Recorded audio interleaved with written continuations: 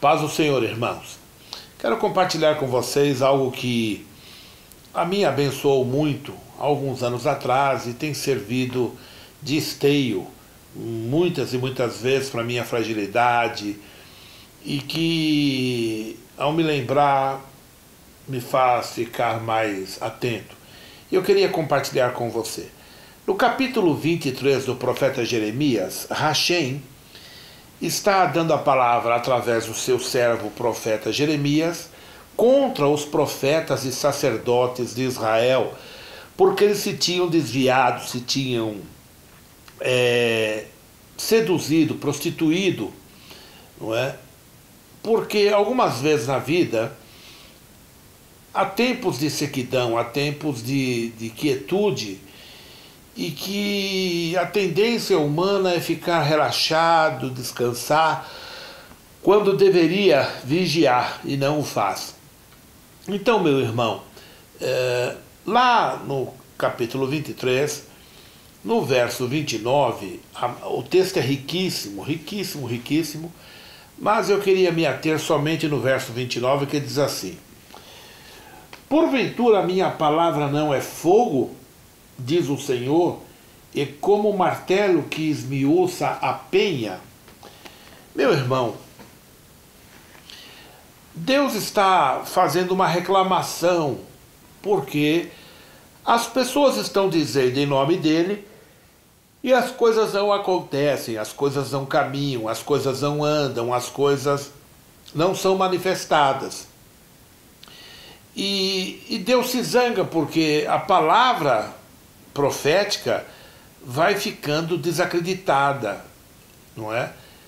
E aí a tendência é pensar, pronto, Deus não cumpre a sua palavra e Deus não faz como falou, quando não é Deus que está falando, mas alguma pessoa que supostamente imaginou ser o Senhor e sai falando em nome do Senhor. Então, meu irmão, tendo esse texto como referência, eu quero contar uma experiência. Tentar trazer esse texto um pouco mais entendido.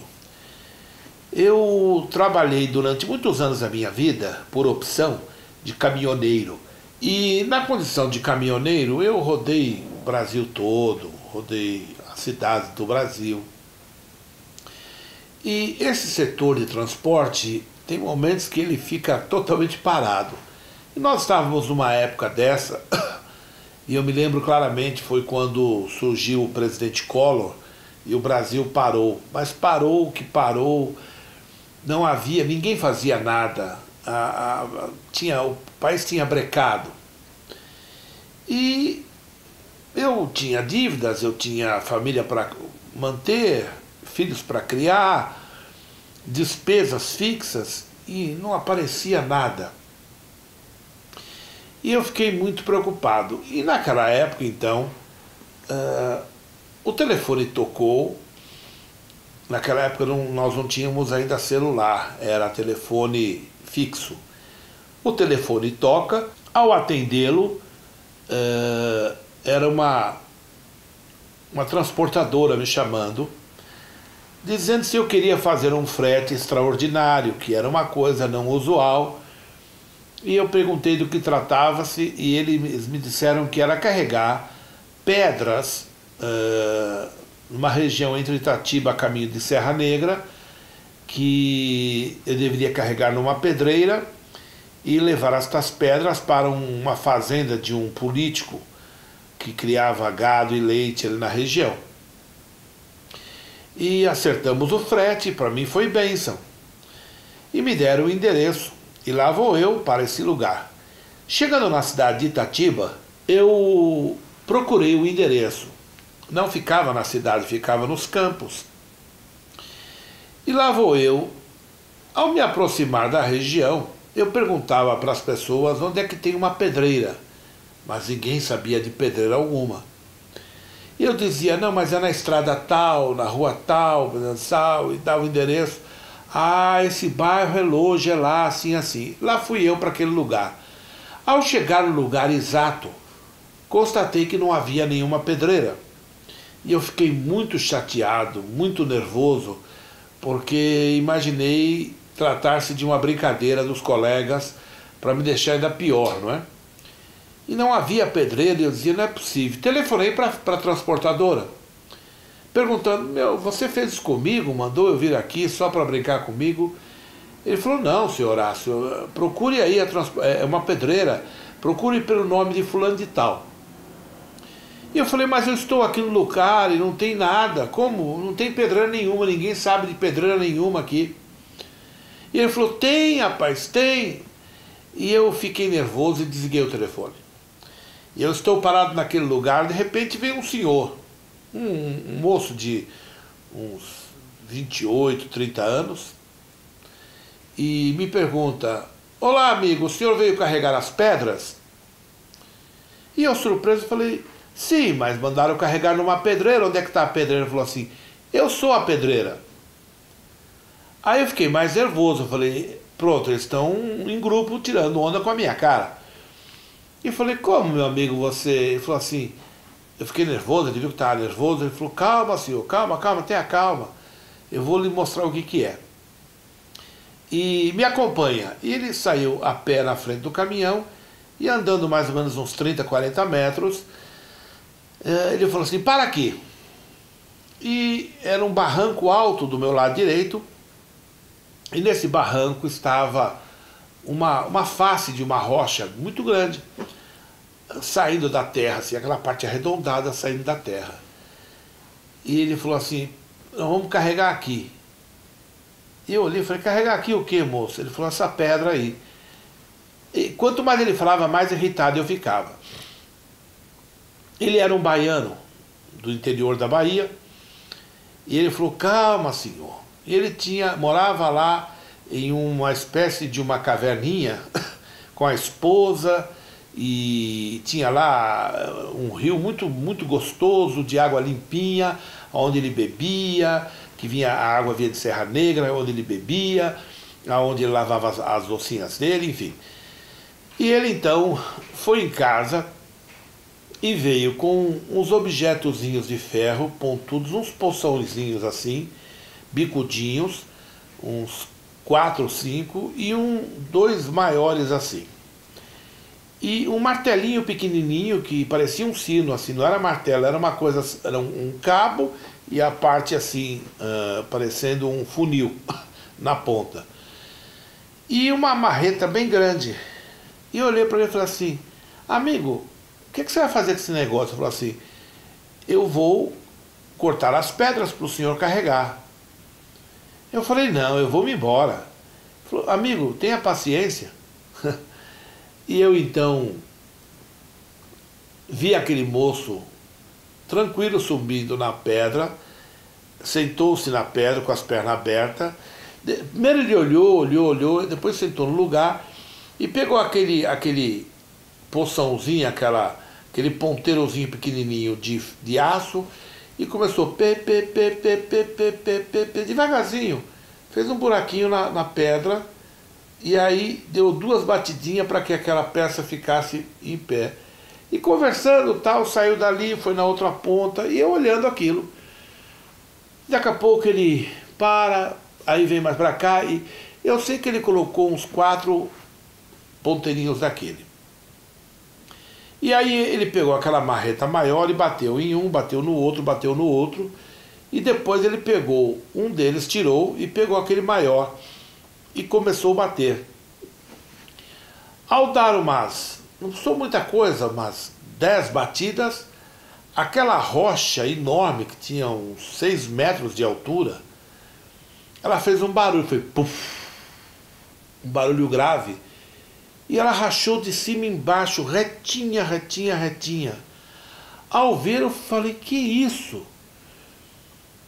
E fiquei notando, e quando eu estava olhando, o Senhor Deus falou comigo e falou o seguinte, eu lhe trouxe nesse lugar para te ensinar alguma coisa que você precisa saber. Preste atenção no trabalho deste homem. E aí me veio à mente este versículo, que a palavra do Senhor é como o martelo que esmiuça a grande rocha. Meu irmão, aquele cidadão tinha que cortar uns blaquetes de mais ou menos uns 40 por 40, 50 por 50, com a espessura de mais ou menos uns 7, 8 centímetros de espessura.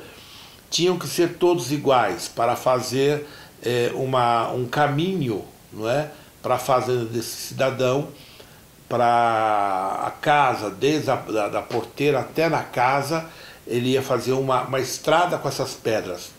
Coisa muito fina, muito chique. E eu falei, meu Deus do céu, quando eu vou morar aqui? Ele cortou a primeira pedra e a essa altura, que o Espírito de Deus veio e me deu a palavra, eu fiquei atento, esqueci do problema, esqueci do frete, esqueci da situação financeira, esqueci do governo, esqueci que eu estava longe de casa, que não tinha onde almoçar, esqueci tudo, fiquei só atento àquilo que estava acontecendo. E ele foi quebrando pedra a pedra e elas foram ficando todas iguais. Eu fiquei impressionado. Eu falei, meu Deus, que coisa maravilhosa é isso. Sem muito esforço, sem sofrer muito. E nisso eu comecei a falar do Evangelho para esse homem. Ao mesmo tempo que eu falava do amor de Cristo para ele, eu observava aquela maneira, aquilo que estava acontecendo na minha frente. Eu estava mesmo maravilhado com aquilo. E ao evangelizá-lo eu tive a grande alegria de não somente ele, mas ele e a esposa levá-los à água do batismo. Eu os batizei lá naquele rio mesmo. Eles entregaram a vida a Jesus, porque eu voltei depois nesta mesma pedreira umas 2, 3 vezes, fiquei amigo. E eu descobri que ali eu ia almoçar, ali eu ia jantar, ali eu ia descansar, e eu iria ganhar dinheiro pregando o Evangelho. E como Deus faz as coisas perfeitas, aleluia, como Deus é maravilhoso. E o frete era um frete diferenciado, eu pagava um pouquinho mais, porque ninguém queria ficar à disposição. Eu queria dinheiro, precisava de dinheiro, então para mim tanto faz se eu dormisse lá, ou dormisse num posto de gasolina carregado, ou se eu ficasse em casa não ia adiantar. Então para mim era maravilhoso estar ali. Bem, resumindo essa experiência, o Senhor Deus me falou o seguinte: você não sabia, precisa ter conhecimento. Esse homem tem conhecimento. Ele não estudou geologia, ele não fez nenhum curso especializado, ele aprendeu na prática que a pedra, a rocha, tem cristais. E se ele perceber o veio da rocha, isso tem que ter percepção, experiência, e ele bater no lugar certo, a vibração, por menor que seja, vai fragmentar todos estes cristais, e esta pedra será aberta, retinha, de uma maneira como se passasse uma faca na manteiga. E este versículo então foi revelado. O Senhor Deus me falou o seguinte: embora você não veja, embora você não perceba, a minha palavra é fogo consumidor. Embora você não saiba, quando minha palavra é citada, ela quebra toda a resistência interna, ela quebra todos os cristais que fazem com que a aparência da pedra seja tão amedrontadora, tão forte. E eu saí dali tendo uma nova concepção sobre a palavra de Hashem. Quando ele fala, não há nada que possa impedir. Se ele diz que irá acontecer, irá acontecer. Se ele disser que não irá acontecer, não irá acontecer. Se ele diz que ele está com você, ele está com você. Se ele diz que vai cuidar de você, para você não se perturbar, porque ele cuida de você, é exatamente isso que ele fará. Eu passei uns bons momentos de chateação e de nervoso para ter uma lição maravilhosa de que a palavra de Deus é como aquele pequeno martelo não era exatamente um martelo, era um ferrinho que ele usava como martelo, tem um nome aquilo, não sei.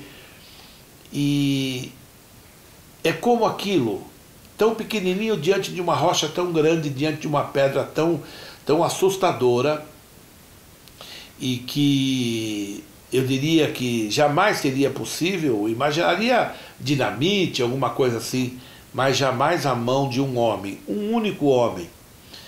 Esse único homem carregou meu caminhão 3 vezes de pedra e eu levei para essa fazenda, me lembro dessa fazenda no caminho de Serra Negra, e eu me lembro que eu gostava de ir lá porque as vacas ficavam todas ali naquela...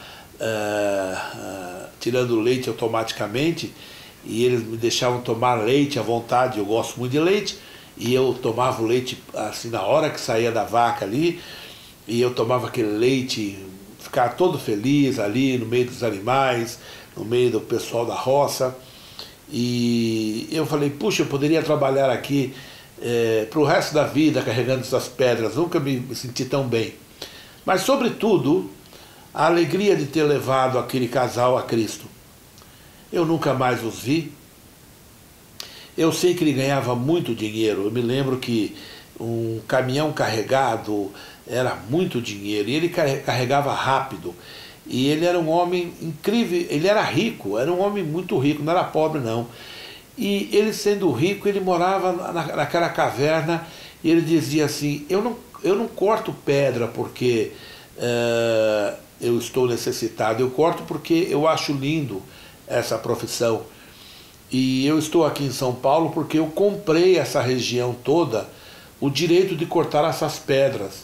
Veja, irmãos, ele pagava para os fazendeiros o direito de tirar as pedras, porque os fazendeiros não queriam que dinamitasse nada, mas se fosse na mão, os proprietários das terras deixavam. E ele vendia as pedras, ele já tinha lá uma freguesia só de pessoas de poder aquisitivo alto, porque ele fazia pedras para piscina, para calçamento, para decoração, para revestimento de paredes, pedras brutas, mas tão bem feitas e impressionante. Ele paralelepípedo ele fazia assim, vários assim, rapidamente, e ele também vendia paralelepípedo também, e era ele e a esposa. E eu me lembro que esse irmão recebeu tão gostoso a Bíblia, recebeu tão gostoso a palavra, e eu me lembro no almoço quando ele falou assim, eu quero entregar a minha vida a Jesus hoje, e eu quero que você me batize nesse rio aqui. E eu tive a alegria de fazê-lo. Resumindo, isso que eu estou dizendo a palavra de Deus, ela opera mesmo que você não veja. A palavra de Deus, ela é surpreendente. Se você tem uma causa, se você tem um problema, não se desespere, confie. O que é basicamente necessário é que a palavra de Deus seja dada. Não se preocupe em ficar dizendo às pessoas de pecado, não se preocupe. Dê a palavra de Deus, diga a ela o que Deus diz. E não se perturbe se parece que não causa efeito. Causa efeito, causa efeito. A palavra de Deus, ela entra no coração da gente, ela é apta para separar as juntas e medulas, a alma e o espírito, e para discernir os pensamentos do coração do homem. Meu irmão, que Deus te abençoe, que você possa confiar no que a Bíblia diz, confiar naquilo que as Escrituras afirmam, que Deus é luz e não há nele trevas alguma, e que Ele cumpre as suas promessas. Se você tem promessa, descanse, porque elas se cumprirão em nome de Yahushua. Deus te abençoe, meu irmão. Até a próxima, em nome de Yahushua HaMashiach, nosso Salvador Jesus Cristo. Deus te abençoe. Amém, Jesus.